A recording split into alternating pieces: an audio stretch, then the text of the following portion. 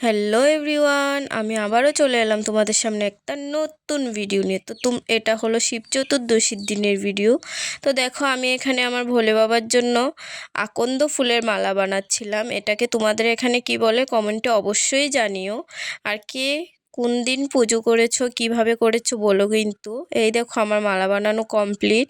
তো তোমরা জানিও কিন্তু মালাটা কেমন হয়েছে, আর তোমরা কে কে এই ফুলের মালা ভোলে বাবাকে দিয়েছো। এটা ভোলে বাবার খুব পছন্দের একটা ফুল। তো আমি মালা বানানো শেষ করে থালাটা সাজিয়ে চলে এলাম এখানে একটু সাজুগুজু করতে। তো দেখো, আমি এখানে আলতা পরে নিলাম।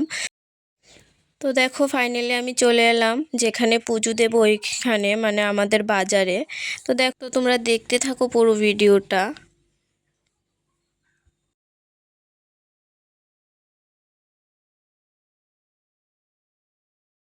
তো দেখো, ফাইনালি সেই মুহূর্তটা এসেছে ভোলে বাবার মাথায় জল ঢালার। তো তোমরা কে কিভাবে করেছো, কে কোন দিন করেছো কমেন্টে কিন্তু আমাকে অবশ্যই জানিও।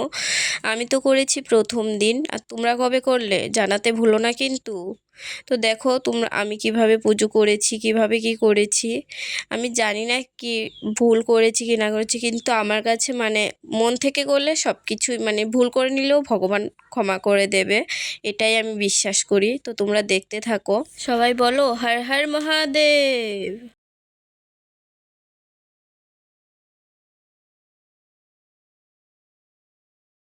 তো দেখো, এখন আমার ভাই ভোলে বাবার মাথায় জল ঢালবে।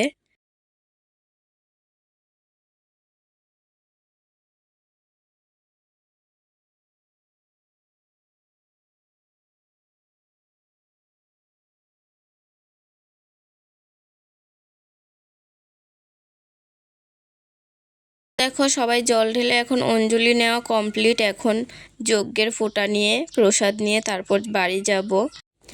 তো আমি আর বাড়িতে এসে কোনো ভিডিও ক্লিপ নিইনি। হঠাৎ রাতে মনে পড়লো যে আমি তো ব্লগটা শেষই করিনি। তো দেখো, রাতের বেলা আমি যেহেতু খালি ফল খেতে পারি না, তাই শসা এখানে লঙ্কা দিয়ে লবণ দিয়ে মেখে খাচ্ছি।